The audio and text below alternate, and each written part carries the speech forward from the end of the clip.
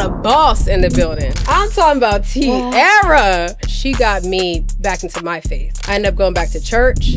I ended up making an intentional relationship with God, not a forced one. Like, you need to make a business so that it's able to employ other people, because that is how you sustain. And that's how, exactly. And I'm manifesting my 7+ figures this year. Yep. But, you know, like, creator economy is doubling every single year. It's going to be $1 trillion industry. Right. By 2029.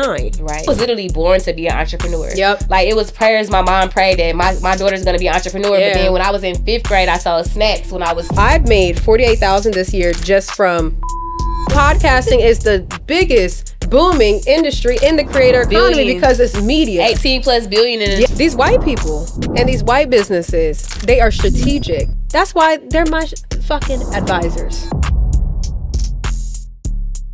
What's up, y'all? It's your girl, Flemings. We here at the Content to Cash podcast. Yeah. Look, y'all, I got a boss in the building. Boss in the building. I'm talking about Tiara. Hey, all the way from Atlanta, though. ATL, baby. Yeah. Man, I met Tiara at HotieCon. Shout out to Nicole. Mm-hmm. And ever since then, we've been trying to figure out days and stuff. But I said 2026, I'm kicking off things with the homie for real, because I rarely meet people that really do it the way you do it. Can I give you your flowers? Thank you. Can I give you your flowers? That feels good for me, because it's been entrepreneurship's so rough. Like, it is. Yeah. But you make it look good. You make it look good. You always bring faith into it as well. And as I mentioned before, and I'm going to say on this podcast, Tiara spoke so good at HotieCon that she got me back into my faith. I ended up going back to church. I ended up making an intentional relationship with God, not a forced one like most people do from parents, friends, social media. It was intentional because I was like, wow, if God led this way in her life and she's so willing to speak about him this way to this crowd, not knowing if they're religious or not, just because the throughput was faith. Yeah. Right. It got to me, and I can only imagine what it got to others. So I just want to commend you, because I don't think you realize how much you've changed my life by encouraging me to start a new and intentional relationship with God. So can we just have a round of applause for Tiara for joining? Like, I'm so excited to be here. Man, how are you? I'm great today. God is good, and I'm not just saying that because I'm a religious person, but at the same time, like, I think that it's amazing another day to be living in my dreams. And what does your dreams look like? So for me, it is to combine divine purpose and brand brilliance to help thought leaders and corporate professionals and executives to really live out their purpose. Because a lot of times visionaries need a visionary. You be so wrapped up in your company and who you are as a CEO or a founder that you forget that the brand that you have built, the world needs to see it too.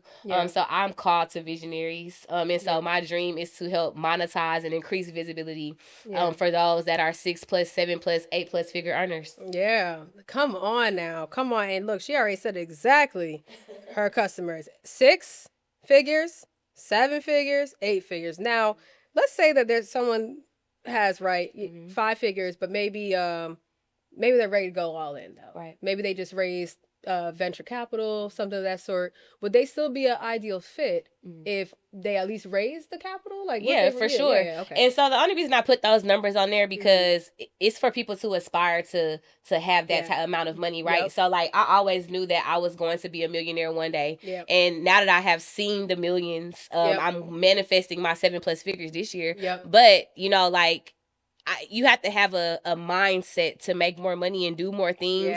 Yeah. So even if you're not at that 6 figures yet, because I was at a point when I wasn't there, but I know that it was coming for me. And so you have to have a mindset for it too. Yeah. So those numbers are not to scare people away and say they can't work with me, but it say that you're going to hit that goal. You need to have the mindset that you will be there one day. Yeah. Because if you're not there, then what are you in business for? What are you in business for? If you don't want to make as much as you can. Can't be limited. It can't be no limited beliefs. And not just money too, like impressions. Yeah. You want millions and billions of impressions. You want visibility. It's so much more that goes into that. So for me, it's really just like, you got to have a standard. Niches get riches. Niches get riches, which brings me to who you are and what you do. Tell us, what do you do? I'm Tiara LaRae Johnson. I am a CEO of the CLJ agency, and we work with, like I said earlier, we work with people to help them to take their brands to the next level. And we don't chase trends. We're legacy brand builders. Because what we want to see is that people's brands live beyond them.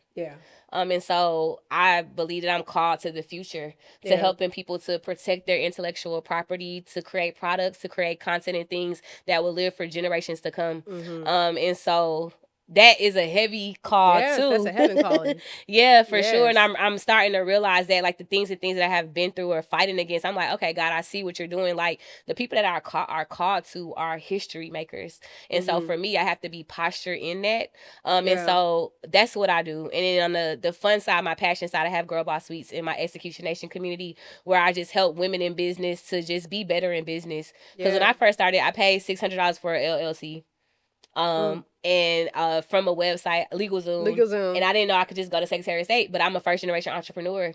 So I didn't know those things. And so I was just like, there has to be a community of everyday women. It doesn't matter about your followers. It doesn't matter who you are. You just got a business that you're excited about. You just need a tribe.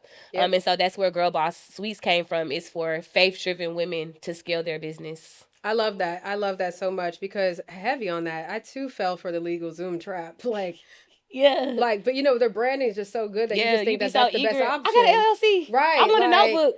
And it's so crazy, because even in my world, I didn't even need an LLC. So, like, if I was in a community like that, prior to getting it, I would have known that I actually need to file for a C Corp in my business. So I ended up wasting a lot of money, and then had to transfer it to C Corp and start over. And go back and start over. So I 100% agree. Community is so important, y'all. When you're starting off as an entrepreneur, or anything for that matter, student, entrepreneur, corporate, community. Community. So I challenge y'all to start finding community and seeing what that looks like for you, because you might be spending a lot of time, money, and effort on things that you don't have to do, because you really could just do it the right way, but you don't even know if it's right, because you don't have community, right? You don't, So let's start off with let's lead with your community, right? Because I see what you do, and I love the community you build, and separating it from the TLJ agency. I love that you moved from Atlanta to Houston, and you're really doing the damn thing. What pivoted that move? So I had a co-working space with my co-founder called Girl Boss Suites. And we had a space, and we was booming in Atlanta. During COVID, everybody was coming to Atlanta because we closed, but we was open a little bit. And so the co-working space, it was doing good. I'm like, oh, okay, we making this amount on events. I came to Houston twice, just randomly. And so I met a guy here. He had a community, and he was like, hey, you should do this in Houston or whatever. And I was like, okay, cool. So I came down here, for one reason. And I thought that would be like, just for love, to be honest. And then it didn't work out that way. So I was like, I'm here. I can't go back home with nothing. I got the space. I got to make it work. So I just went from, okay, cool, you not who you say you are? All right, I got to build this and make it work. So I built Girl Boss Suites. So Houston was our second location. A lot of people don't know that. And so my overhead was like $4,000 a month. And I'm like, I'm trying to convince people to come into a space till it clicked to me one day. I don't have to have a space for the community. Nope, you don't. It's so many restaurants and co-working spaces and people that need the people. I got the traction. So I was like, I'm going to just build the traction, and then the space that I see for myself will come.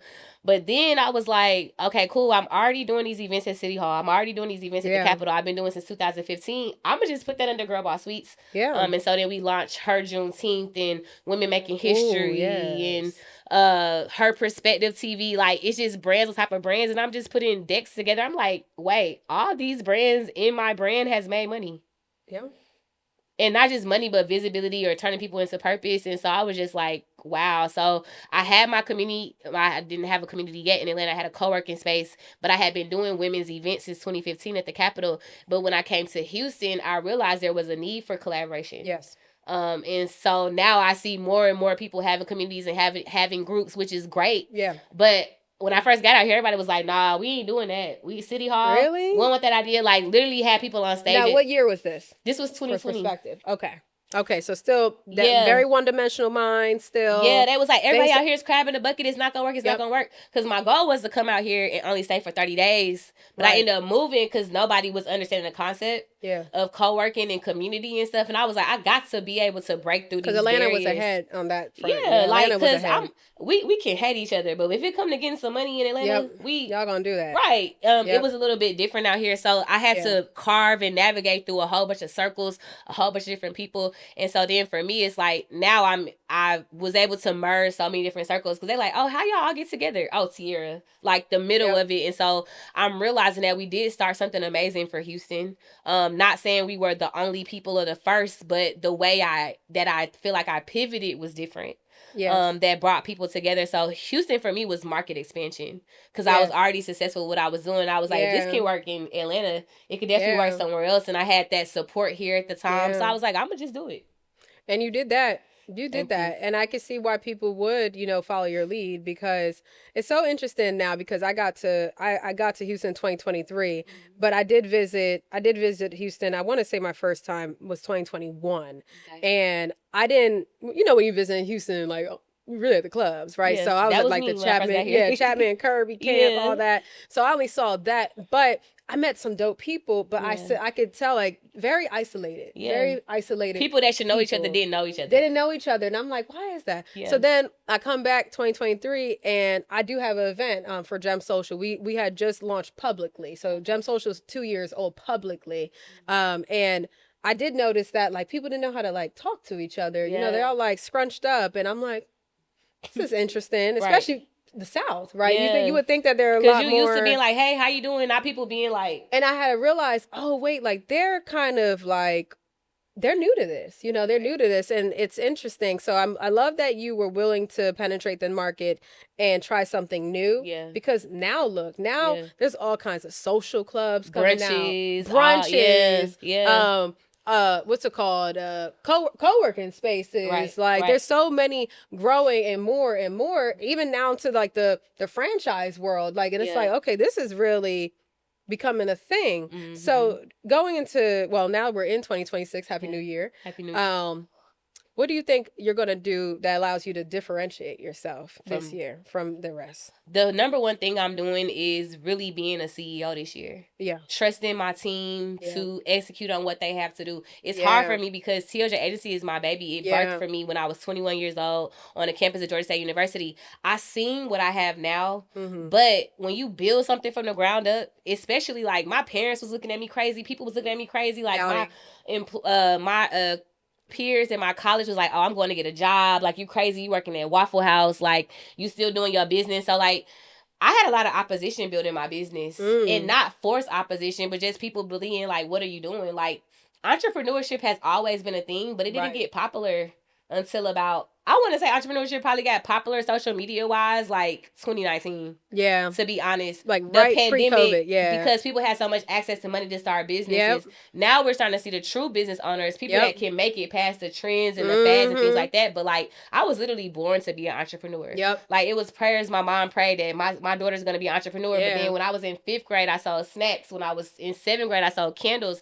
And when I was 13, I sold poetry. Like my mentor had us selling apples at 14. He was like, if you could sell an apple, you could sell anything. Yep. And so, like, for me, like, I'm blessed to have been born to do something I love every day. Right. I seen where TLJ is. I'm nowhere where I want to be, but 2026 for me is the year of me not leaving the construction site. That's what my mentor said. Like, you got to stop leaving the construction site to go put out fires. Ooh.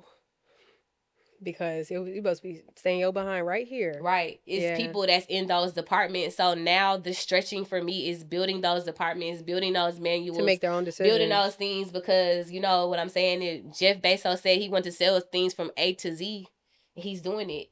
So if somebody is that bold to say, I'm going to do that and I'm a partner with UPS, FedEx, everybody going to want to partner with me. If he can do it, so can I. Yes, because you can. Right. You absolutely can. But you said something that's really important that I am always going to reiterate to entrepreneurs. It's like, if you're going to delegate, you got to have a process. You got to have a process. So when you started delegating, because let's take a step back, Waffle House. Let's start there. what did you learn at Waffle House that you brought into entrepreneurship? Because I feel like some people might just think Waffle House was the struggle. Hello, y'all. You can build skills anywhere. Yeah. Anywhere. Yeah. I learned a lot mostly from being a server and also being a host, because I had to deal with different kinds of people all the time, every single hour. Right. So what did you learn and gain from working at Waffle House that you brought into the beginning levels of entrepreneurship? Right. So Waffle House is a $90 billion company. Boom. It's the owner's first job and objective was just to open up a couple of restaurants and go fishing. That's all they wanted to do. Wow. It turned into something bigger than them. Mm-hmm. What I love about Waffle House and what people don't know, because all they see is the ratchet side.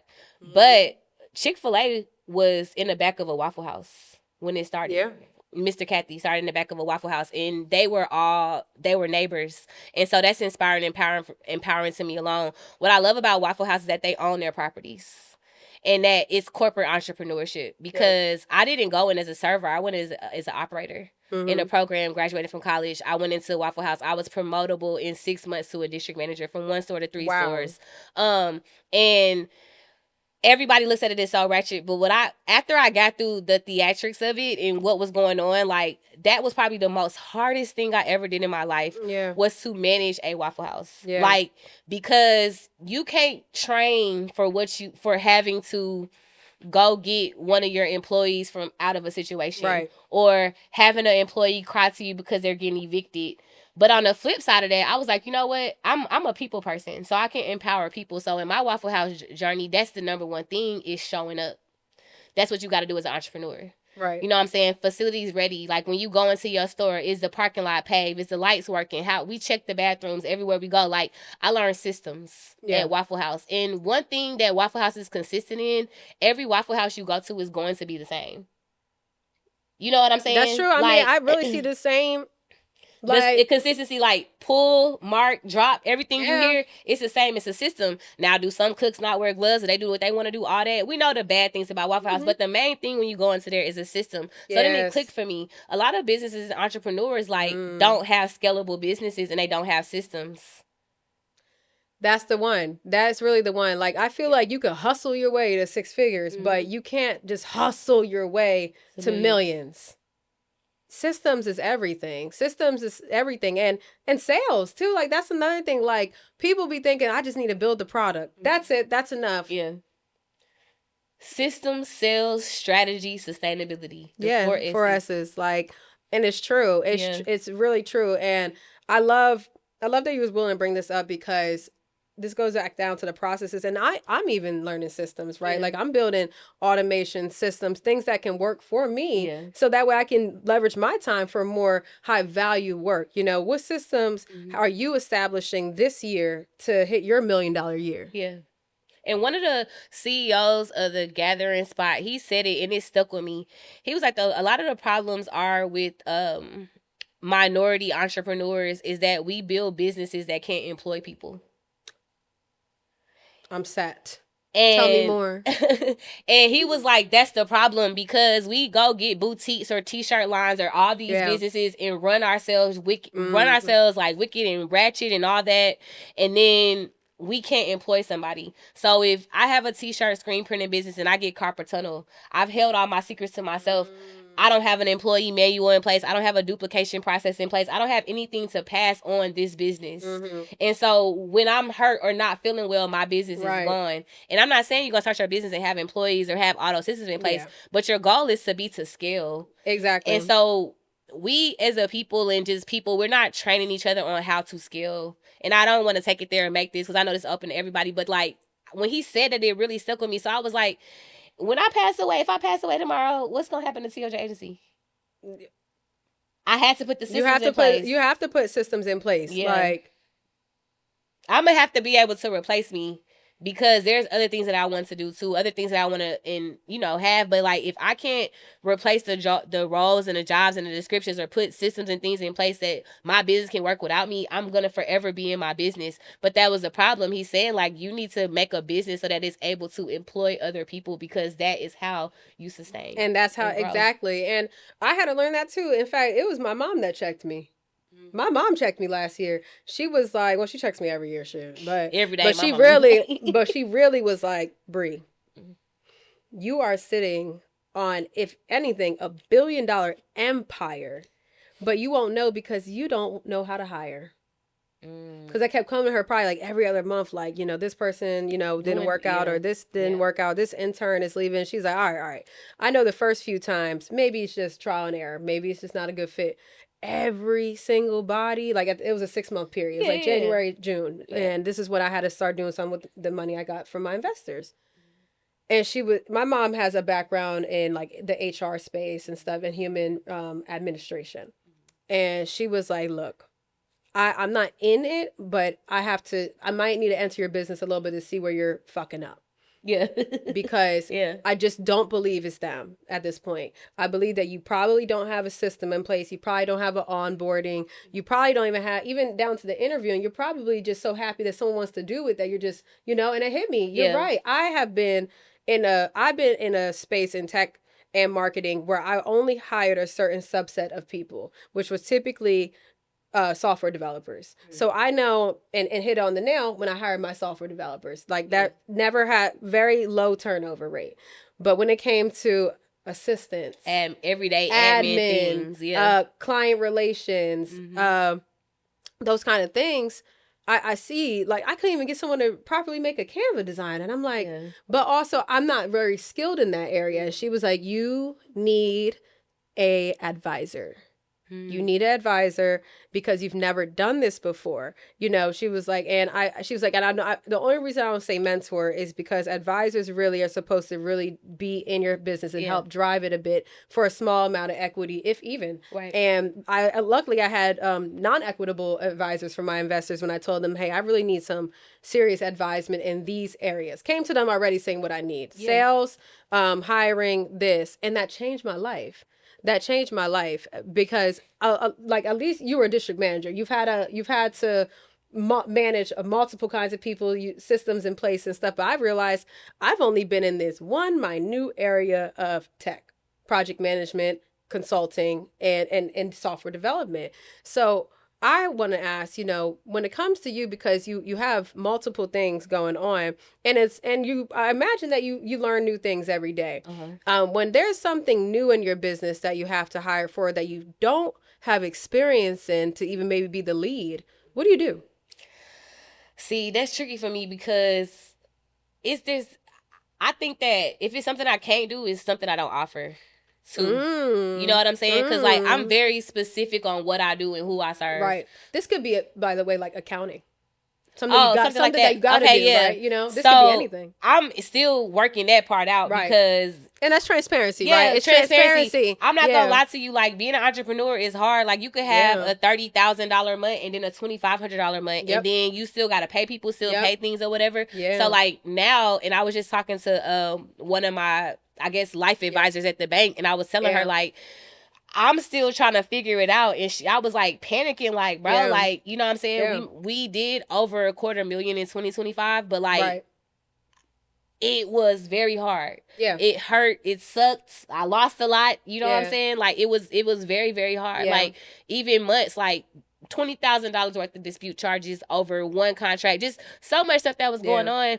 And so I was like, maybe it's me, but I talked to her. She was like, hey, like, it feel real bad right now, but at least you know how to fix it. Yep. Like, well, you can fix it and call this person and call that person. So I had to go to an advisor. Like, you had like a life advisor and be like, hey, I'm a first generation entrepreneur. I know this is a lot of money for a person with a business. I have people that I'm paying and stuff like that. And I was like, I wish I would have seen it more. And you know what I'm saying? And it didn't come in spurts. So like, now I need to figure out how to keep this up and how to do everything. So like, honestly, like, I'm going into year 14, but I'm just now getting into the place where I'm like, oh, I got to get an accountant and all that. Like, I just had to do that and invest in that. I tried one time before, but I was just like, this not personal enough for me. And sometimes God will stop you from relationships that's people not meant to touch your money or touch different things. Or he will forcefully pause you. Right. So like, when I had that opportunity, God was like, nah, that's not. So I really had to find that. So like, honestly, now is I'm at the point where I just changed my system to QuickBooks.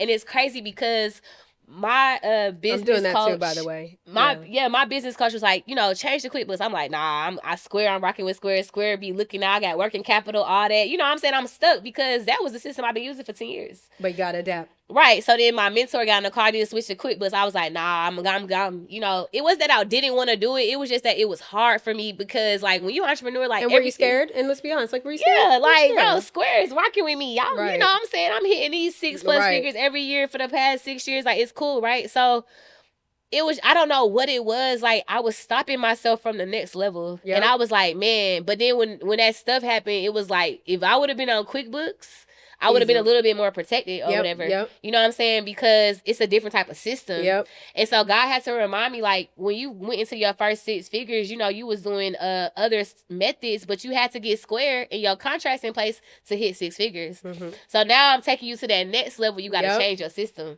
You need a system that can handle it. Yeah. And so the other day I got an email and it was like, your transaction increased to $300,000.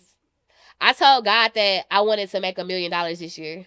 Square's limit is $15,000 a day. Mine, I couldn't run more than $15,000. Right. So when I got that email from QuickBooks that said $300,000 you could run for per transaction, you know what that told me?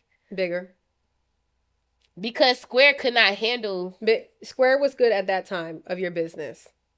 Now it's bigger. It's levels. And and that's the thing, like, you know, and I love this conversation because I'm on the technology side of business. Right. So I even know, like, my business is geared to, Gem Social is geared to local businesses, small businesses and e-commerce businesses that are typically at least around or hitting around like 50K and up, because now they're at least have a little bit of discretionary income to invest into some level of marketing. So the tools that I'm building, not just Gem Social, but I'm rolling out another app called Chatter. Mm-hmm. And Chatter is an automation tool to help you bring in more leads for small businesses. But that's the sector I focus on. But it's only for small businesses, right? Until we get to enterprise plans, meaning that if they leave after 2 or 3 years, that's the expectation. The lifetime value is supposed to be 3 years because we're supposed to help you just get to the next level. When you get to the next level, that's when they're in hands like yourself, the agencies and stuff. We're not meant to be an agency. We either you have an automated tool that you can use to help get you more influencers automatically, or you get a managed service and we'll send you more influencers. But that's it. We're just trying to get you to the level, to that. And I feel that. For me, I had to put a demand on what I wanted. Like, these are not my clients. And that's hard too, because lately and before I got to where I am now, the peace and everything that you see right now, like, I had a hard Q4 of 2025 because I was no longer the person that people wanted me to be in business, right? Like, I got to run to you and help you and be there and not charge you and do this and that. And so I put that boundary in place. Yeah. That I'm not going to be everywhere and do everything. Like, this the price. The price. I'm not over, you know what I'm saying? Like, I'm not doing more than what you pay me for. I'm not over delivering. I'm going to give you what you pay for. You pay for strategy. You didn't pay for implementation. Boom. And that's where, and you know what? I love this conversation so much. We're going to have to bring you back. I want to, you know, bring this into a wrap by talking about boundaries. Yeah. Right. You know, I struggled with it too. I can imagine, you know, I can imagine my this year was a struggle because I was so excited to make the money that I also almost discounted the boundaries. Right. So I'm glad that you reminded me that, like, hey, you're paying for this and this is all you're getting. But also I got to remind the customers, this is what you signed up for. This is what your deliverables are. And that could be said with respect. Yeah. You know, because and it's hard. Yeah, it's hard. You know, we got hearts. We want to do it like that. I was like, bro, but I'm going to run myself thin because how my mind works and what I do, I had to remember this too. You wouldn't have contacted me or you wouldn't have been here if you didn't need me. I think a lot of times as great entrepreneurs, because I feel like me and you are great entrepreneurs. There's people out here that's just doing business. I feel like we're just great entrepreneurs, right? And intentional.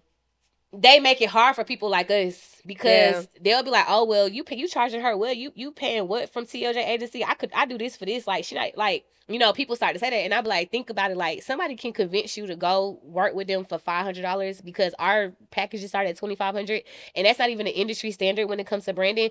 But, like, you deserve to go with that person. Right. Because you're going to get what you pay for.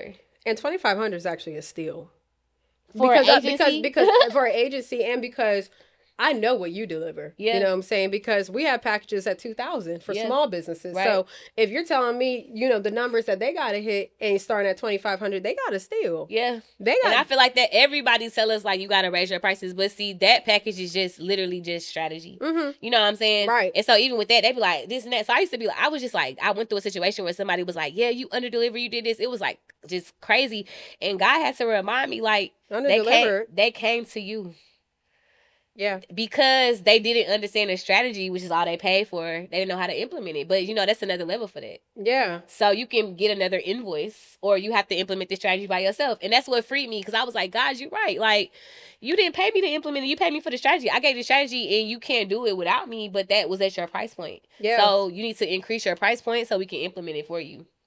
Or do the damn strategy.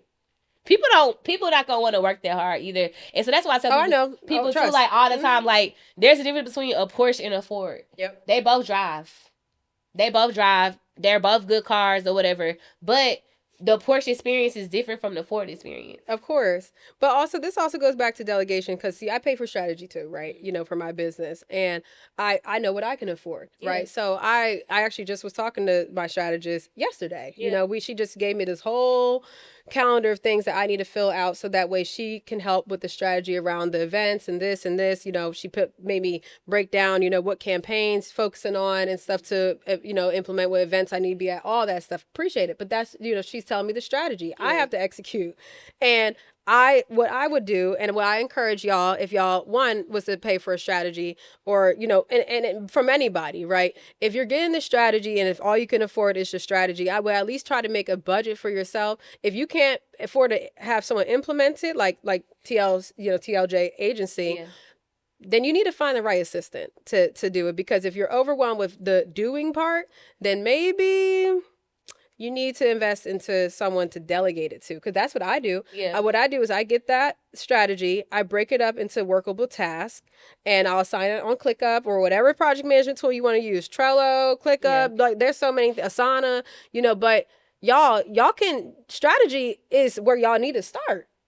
People don't understand they don't understand that. Because I be like, people come to me and ask me something because I be doing it so quick. They be like, oh, well, you just told me that. And I be having to think like, I still got people using my ideas from when I was in college. Nonprofit organizations are still using the names like Moguls and Hills, different events. I'm like, yeah. What made me realize how important I was when people, every time I no longer have a client, they can no longer do the ones that end on bad terms and say you didn't help me do nothing. They go back to who they was before, and they don't do nothing else. And so that's what also helped me because I'm like, it ain't me. Even down to advisors. The advisors I have, they give me strategy. Yeah. It's not their job to do it. Right. It is their job to help from a strategic point. And Black businesses, I'm talking to y'all for real. Like, let's get real. Go on and get them. I'm getting in y'all asses. We deter the most from strategy. It's almost like we're fucking allergic. Yeah. I can do that. What you tell me I could do that. Then do it. So rock it. Because these white people and these white businesses, they are strategic. That's why they're my fucking advisors. People be blown away. They don't care what you look like. They don't care how much they don't care nothing. As long as you pay their invoice, they're going to give you what you got. And I'm going to take it a step further. When you have a good ass relationship with them, sometimes they do it for free. Because they look at you like, you know what? I'm finna help her because this ain't hurt me. Some of them are sitting so much on so much money and stuff that they do it because it makes them feel good. Because they're like, I started here before, but I know that she doesn't have the same resources. And I be appreciating them because I take that even more serious on some. You didn't even have to do this, but you told me some game changing advice. Because one of my advisors, she said, you know, I don't like that you position yourself for only Black business. This year, I would like to see you global. I would like to see not just Black businesses buying from you. And I was like, I wonder why do you feel like that? She said, because you only spoke at Black conferences this year. That's good. I said, and I had to take a step back and I was like, you know what? And that's good advice. And I said, you know what? And the year wasn't done yet. It was around September, but I had realized the only maybe somewhat diverse conference I did was HotieCon, because Nicole's not black. Yeah. You know, she's Mexican. Yeah. And a lot of people there are black and Hispanic. Yeah, different. And I understand, but I was like, you know what? Did I fear that I wasn't good enough to speak at those conferences? Because there's always a subconscious you got to check. And you're like, why didn't I apply for Ad Week? Or, you know what I'm saying? Or this or that. Yeah. So it's like, we can't limit ourselves to that. And that's so true, because as much I love black businesses, and I'm a black owned business, but I'm not a black only business. My dollars are green, number one. Yeah. My transactions are neutral. Yeah. And I can sell the service to anybody. So I appreciated that, because that wasn't even just a strategic thing. That was real. You know what I'm saying? Like, sometimes the advice is just real, and it's something that she said, just sit on it, because I think you subconsciously knew what you was doing. Like, you, and she's saying, look, now you position yourself as that, and it's just black natural technology. We black. So and we're not, she said, I'm not saying for you to not do it. Yeah, but she like, said, don't forget about that too. And that's where I'm at, like, with brands too. I think a lot of people are small-minded. Yeah. Like, even with the campaigns that we do. And I'm like, we as black businesses have to think campaigns. We have to think strategy. Like, they're not even thinking about that. Yeah. And so what I also realized about myself is that I'm light years ahead. Yes. I'm looking at stuff and I be like, bro, I got to bring myself back in. I'm a future person. And that's why I appreciate her advice, because she was like, she said the same thing. She said, you are way ahead than most. But you have to understand, culturally, that's not always a fit. Yeah. Because you might be selling something and they want to minimize the product or the price or this, because they're just not there, and that's okay. Right. She said, so you can make a product line for them to sell to, and they just give them that $99 a month plan. I don't touch that plan. Yeah. That's an automated plan that's built in the tool. Mm-hmm. But she said, but when it comes to your managed services, or even down to my contracting, like, my biggest contract is with a global technology company, right? And they teach me so much about processes, systems, and everything. And I'm like,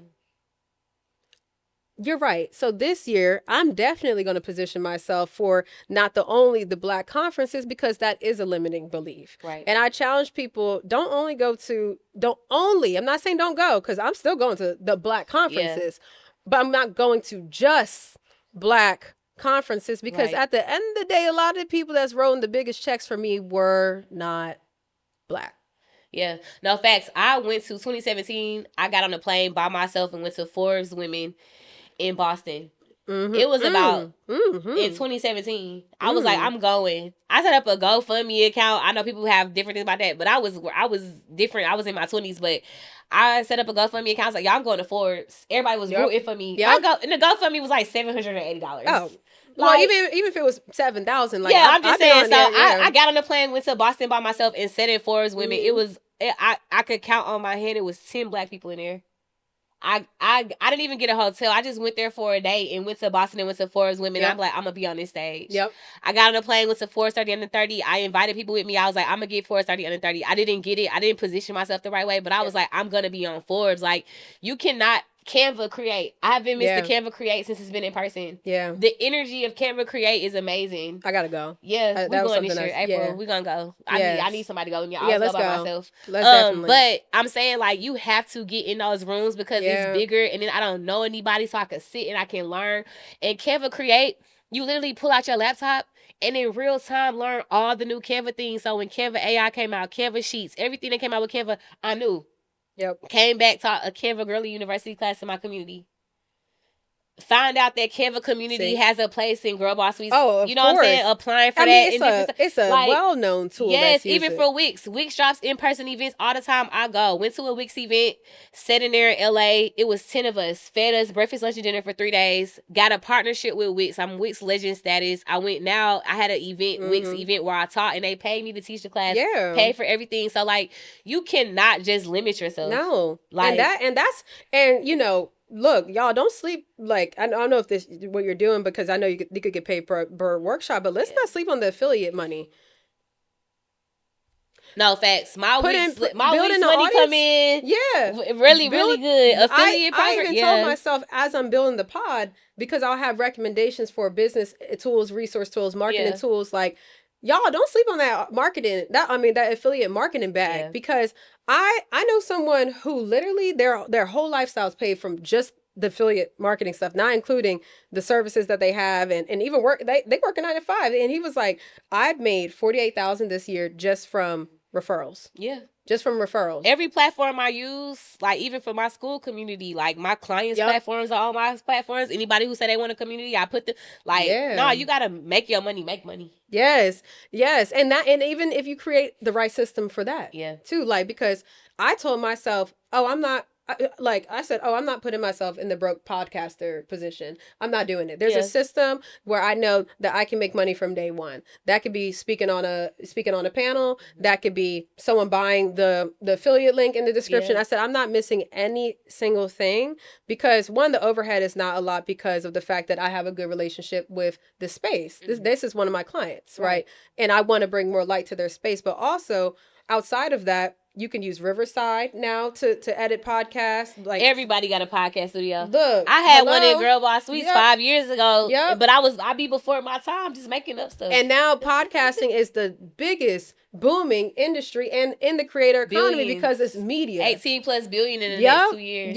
Like, and the creator economy is doubling every single year. It's going to be $1 trillion industry by 2029. Right. And that's estimated now. It might be before then because it's growing so much. But I really do encourage people, and I want to ask you this as we end is, one, I encourage people to think about having a media front business. You know, you could be an introvert. I think introverts are actually perfect for media businesses because you can build your audience and you can start in your home. Yeah. You can start in your home. You can leverage tools like Riverside and Opus Clip, and only that together is only $60 a month. And my mama got an Opus Clip. She told me today, I got some credits left. You want them? I was like, yes. Y'all ain't got no excuses because my mama. Look. Yeah. And my mom put me onto a tool recently, and I was like, how'd you find out about this? She was like, I was on TikTok. Like, but for you, when it comes to you driving leads for your business, and I'm sure referrals is a good one, right, for you. But outside of referrals and relationships, how is another way that you drive leads to your business and then retain them? I'm not going to lie to you. Every client that I had from TLJ Agency until last year has been word of mouth. That's amazing, but that's amazing. I like that. I'm just now starting to advertise my business as a whole. 2025 was the first year that I put the agency out there. And I guess that's why we did what we did. You know what I'm saying? So, like, now I'm like, okay, so for me, I'm super, like, if you know me, you know me. If you know what I do, you know what I do. Like, I'm just cool. Like, I'm that person. But now I'm realizing there's so many people doing so many things that the real people actually doing, they have to start talking. And so I was like, oh, this what y'all want to see? Let me show y'all. Like, we run a day-to-day operation. Like, we doing this for real. Like, and so it's like when I start showing people that I've literally only got like one client from social media for real. Ever. Wow. Like, I get people into Girl Boss Are you on Suites LinkedIn? Just curious. Community. Yeah. I just started doing my LinkedIn too. Yeah. Like, I was on LinkedIn since college, but I just started promoting my agency on there. Yeah. But like, so I can only imagine what it's about to be now that we're advertising on social media. Like, we advertising on LinkedIn. Like, I didn't do that before. I ain't gonna lie to you. My business coach, when I was going through her before she met with me, so because of what I made, I got into the Chase Impact program, the business program. That's a good one. And so they unlocked, so I was talking to her, and so our first meeting, I didn't know her. She was sitting down with me, and I was like telling her, she was like, wait, you did this? You did this? She was like, you was the one that did this? You did this? I was like, yeah, I've been doing this for this. Like, I was showing her. She was like, nobody, you don't promote it. I was like, nah, people just be coming to me. I literally have got clients from word of mouth, even coming to Houston, word of mouth, how I grew my business. Yep. And so, like, I just started advertising on social media, and I had to sit back and realize, like, that is a blessing to have been able to make over 6 figures consistently for years and years. I'm saying, but I never start advertising it for real. That sets a strong foundation because that means that you're reliable.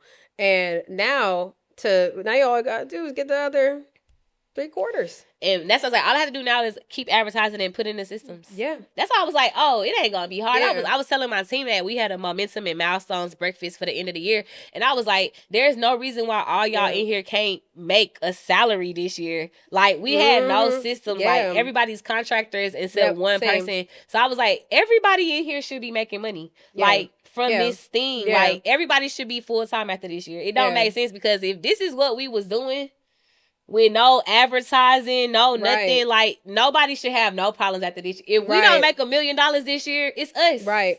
It's us. And I'm sitting right with you because I have this road to 100K a month challenge and that I'm launching on my Substack and even on the podcast. And I agree. Like, if I don't hit my goals, it's my fault. It's something that I didn't do. It's something I didn't implement or make intentional time for. And y'all, I encourage y'all, whether it's your first 1,000 a month, 5,000, 10,000, 20, whatever, you know, if you don't hit those goals, baby, it's you. It's on me. It's you. Don't sit here and come back and say it's the economy and blah, blah. No.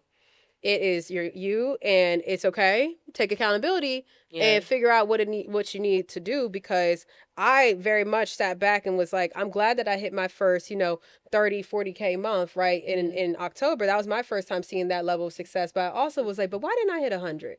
Because I actually had hired an influencer, for example, and because we didn't have the right system in place, we missed a $75,000 opportunity in a week. Don't that suck? It suck when you miss a lot of money and it's your fault. Yes, because you know why?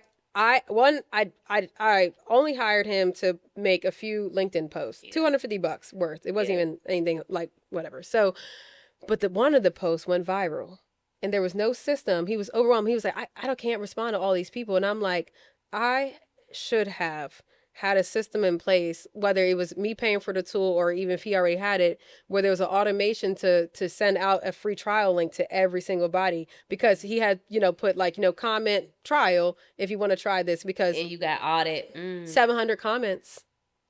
We only would have had to convert a certain percentage of people from free trial to paid to have hit 75,000, and that would have been 75,000 for the year. That would have been 75,000 a month. So Bree put her big girl boxers on. But one thing, it ain't gonna happen again. Nope. It ain't gonna happen again. Bree put her big girl boxers on and said, "Oh, that's when God said you need to automate." Because then here I am trying to catch up with all these people and comment and all that. Yeah. And see, speed is a thing. See, when people are like commenting, they're ready to see that automation right to them, because they're intentionally like, what is this? What is now? They almost done forgot. Like, they're like, oh, I honestly forgot what this was for, because now, because I thought that he was responding, it's like 2 weeks later he still said, like, I'm sorry, like I don't have time to get to all these people, like, and I'm like, man, what a missed opportunity. But we ain't gonna. But we'll get it again. We're gonna get it again. We're gonna roll out so many different things on LinkedIn. But I did also learn. It was a learning moment, because see, I was A/B testing. I had hired someone on Instagram, TikTok, and LinkedIn. I said, let me see what hits the best. Yeah. And it was LinkedIn, because B2B, right? And I was like, you know what? At least I learned that with this small investment, it's not a waste. People get to see it and everything, but also now I know it's a need. Right. People want this tool. So I'm going to run this play again one day, and we ain't going to make that same mistake. Yeah. Because now we're building mistakes. Because what we did is, instead of not just learning from it, we built the tool. Yeah. Now we have Chatter coming out soon, which is a platform that will allow you to, same thing, it's kind of like ManyChat, where comment this, you get that. That's dope. Yeah, that with it. But I think ManyChat is too expensive for a lot of creators, because he was like, honestly, if I'm getting paid $250 and then I got to pay $99 for the tool, I'm only left with this. And I understand, because then if I buy it and I hook up his account, now I have access to his data. There was no win-win. So I was like, well, I've already paid the campaign. We just going to have to do better next time. Right. But I was like, it would just be better if we just have the tool and can do this, but we're going to license it out. So from your mistake, you birthed I built Chatter. It.